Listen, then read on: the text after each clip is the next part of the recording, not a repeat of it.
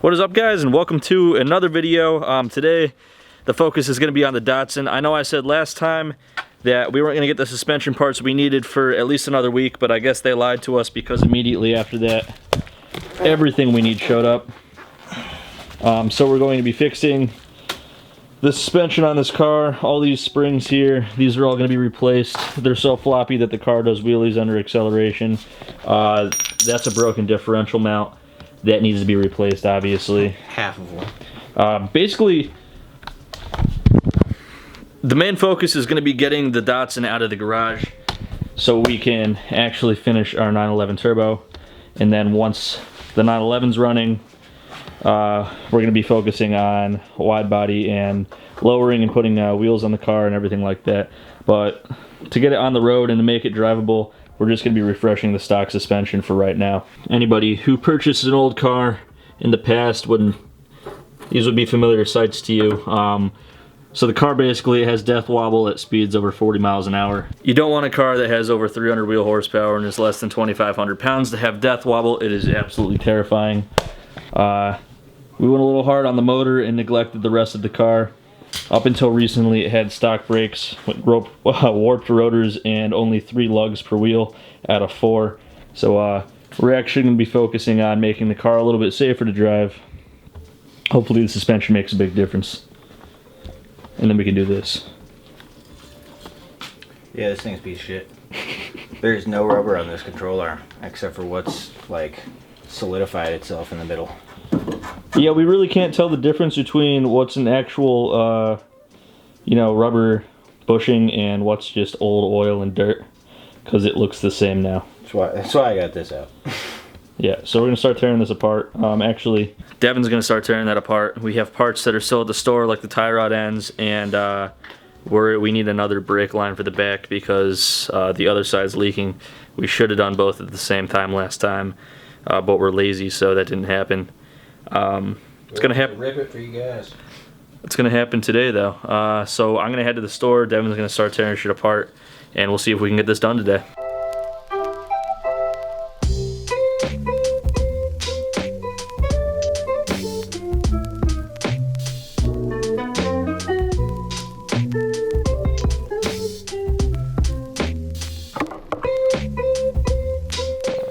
These are actually in somewhat decent condition as far as the rubber on this car goes.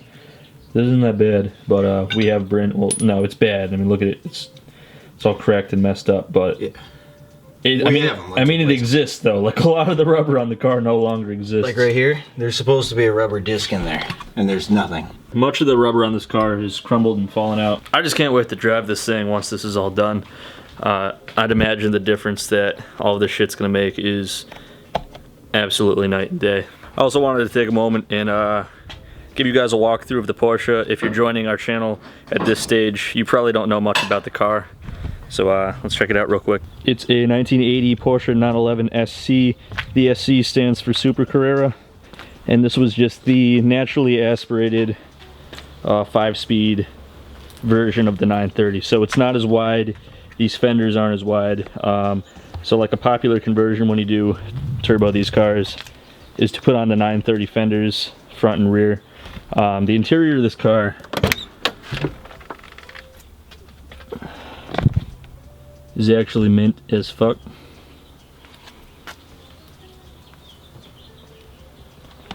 All the switches and everything work. Obviously not right now. There's no battery in the car, but all of the leather except for the seats is good. The headliner is good. This is one of the I'd say it's a rare option to have the sunroof. I'm not 100% on that, but I figured most of these were hardtop or the Targa.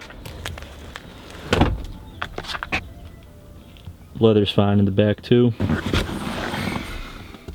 The actual 911 turbo, the 930, had a 4-speed transmission, which is much stronger. This one has a 5-speed, which has good gear ratios, but it's not the best transmission in the world. At the time of the rebuild, this car had 231,000 miles. To get into the engine compartment, you pull this, which is located in the door sill here. For all you super noobs, the Porsches are rear engine. This one is no exception. Most Porsches are.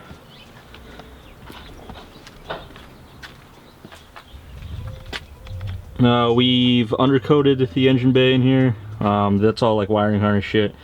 The half shafts down there get connected directly to the transmission.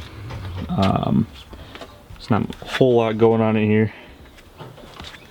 And yeah, it's got the original wheels, which are going to get refinished.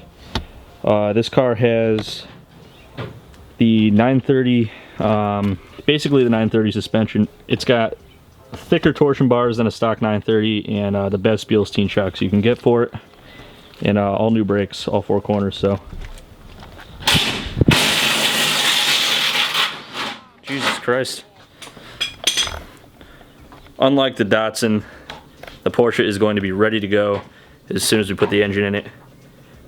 Super excited for that. See, all you're seeing is the metal, okay, and then the rubber that's in here. There's supposed to be like a puck on that side. Rubber pucks on either side that are just completely gone. Well, that's sick. That's freaking cool, dude. Yep. For all of you building cars, you should invest a little bit in the suspension and brakes before you go all out on the motor. Or not. Do exactly what we did, but this shit is terrifying. I'm just leaving the mic on, dude.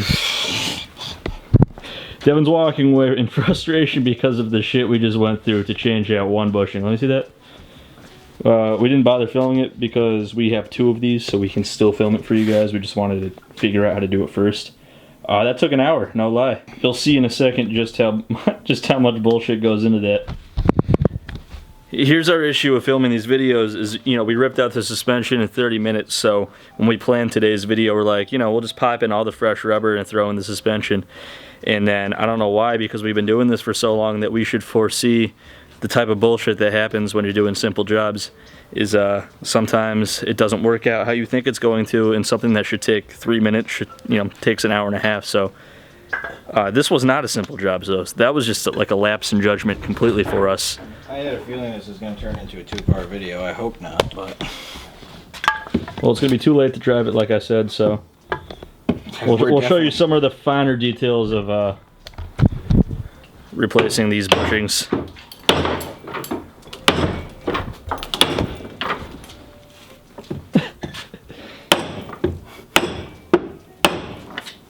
You know damn well it's not going to fit in there unless it's all the way in. Yeah.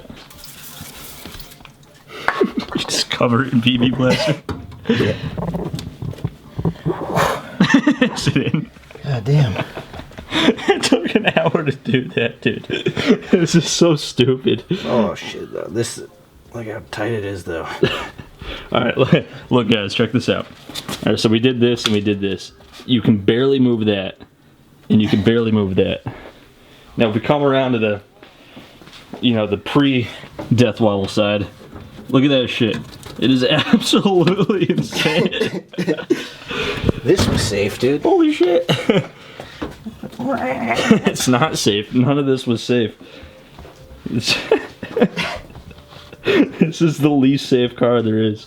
Almost immediately after we finish this, which is probably tomorrow, our new welder comes in, and one of the very first things we're going to do with it is weld up the stock differential. Because we have a limited slip R200 that's going in this car, but when we do the wide body and the aftermarket suspension, we'll throw that in, but for right now, we're going to have some fun with our new welder, and I'll weld up the, what is it, the R180 that's in here now? I think so. It's, the point is that it's a tiny open differential, and it's a piece of crap, and its time in this car is limited, so we might as well have some fun with it first. You still up there struggling with this shit? I'll fucking get in here eventually. Okay, so we kind of got a game plan now. We're going to walk you guys exactly what it took to do these control arms because it's absolutely ridiculous. And then we're going to work a little bit more and completely finish this. And tomorrow we'll be able to drive the car, but it's going to be 2 videos. So today we're going to do the control arm thing. This video is probably already pretty long because of the amount of talking and amount of working that's gone into it. And we should be able to slap everything together and drive it tomorrow, but I might eat my words again because sometimes you just don't see things coming. Like this, check this out. We're gonna start doing this right now. Getting it off's fine, you just blast it with the impact.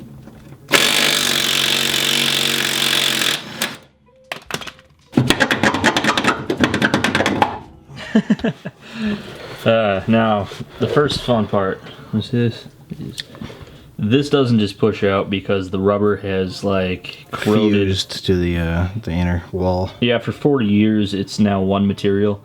So the best method that we found, because we don't have like a crazy press or anything like that, is to just melt it out.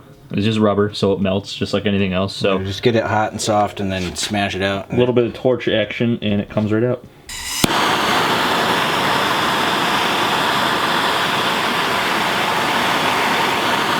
Our strategy is basically just go until it's actually on fire.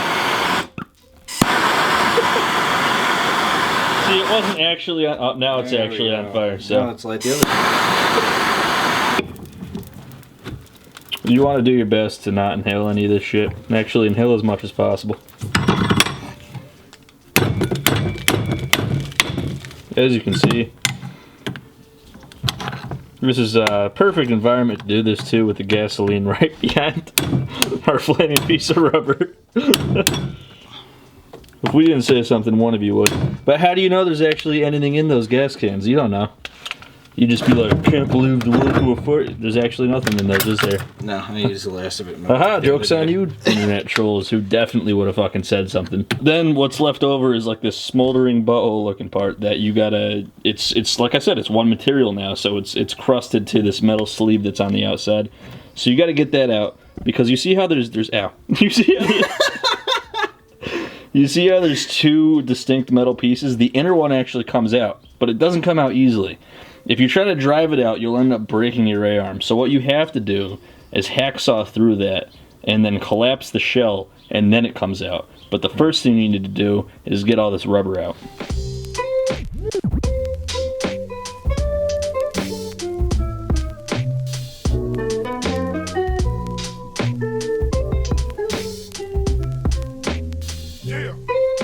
Off camera, of course, that took a little longer, but we were pretty efficient at it the second time around. Maybe only 20-30 minutes instead of a full hour. Okay, so the new design, they've done away with the metal sleeve altogether, and now it's just a urethane bushing that you put this donut glaze type shit on there, and you slide it in the hole, and then you put it in the car. And it's actually pretty straightforward, but the suspension's more than just coilovers, shocks and springs. It's all these, you know, you got your control arms, you got, you know, all sorts of stabilizers, and your whatever the fuck that's called. You got a lot of stuff going on, and it takes a long time to replace all the bushings. But yeah, so we vastly underestimated the amount of time that it was going to take. But in the next video, we'll have it finished. Next video meaning tomorrow. We want to get this done. We want to get all the videos out as fast as possible. So tomorrow we'll have the springs and all the other bushings in, and we'll take it for a drive, and hopefully it's night and day. It definitely seems like it's going to be. Alright guys, it's going to have to wrap this one up. Unfortunately, we vastly overestimated the amount of work that we could do, and underestimated the amount of hours that we're going to go into this job. Out of the entire time that we worked on this, we got the 4 major ones out of the way. We really just want to make sure that we get the car back on the wheels and on the road tomorrow. One, because we want to drive it, because I mean, this you know, so far, like, it was super floppy and just crazy. We made significant changes. Yeah, we got those springs on, which are gonna drop the ride height by about an inch or inch and a half, and they're progressive springs. So as they're loaded up, they become stiffer.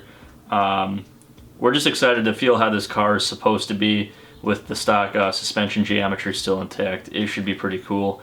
And we also need it the fuck out of the garage so we can finish our 911 engine, which I'm not gonna lie, I'm more excited about. Yeah, we've actually had the 911 longer than the Datsun, and it has sat around significantly longer. It's just been a paperweight in our driveway. But with parts like the $1,500 distributor, you can understand why it might take a little bit longer to build than an old Datsun with a Ford motor in it. Yeah, so we're going to wrap this up so we can get back to work. And that means that Devin's going to pick a winner for this video's giveaway. If you're unfamiliar with our channel, we give away products from boostedchads.com every single video. This video's winner is Rayleigh Stevens. The thing was right in my eye, bro. Alright, Rayleigh, you can hit us up at Teamboosted at boostedtrades.com or through any of our social media platforms. Dude, you just look so pissed. This entire... We had a really hard time. Well, Devin did specifically. I did a little bit more filming. Devin was really under the car getting covered in bullshit. And I got lots of shit in my eyes, and my entire lower half is completely covered in grease. Yeah, it's... I'm really, really tired. Yeah, he's like soaking wet, and it's just yeah, it's pretty gross. So I bet he wants to shower. So we're definitely we're done with this. Yeah, so whoever Devin just said, you won. Hit us up at Teamboosted at boostedtrades.com or through any of our social media pages. We will get back to you and ship you a prize. If you're interested in winning, just like, subscribe, and drop a comment. The comment could be anything. Sometimes we ask you guys shit, but we're just trying to finish this up today, so comment whatever you want. The race car noises in the last video. That was pretty fun. That was hilarious. Yeah, that's going to do it for this one. As always, guys, thanks for watching. We'll see you next time.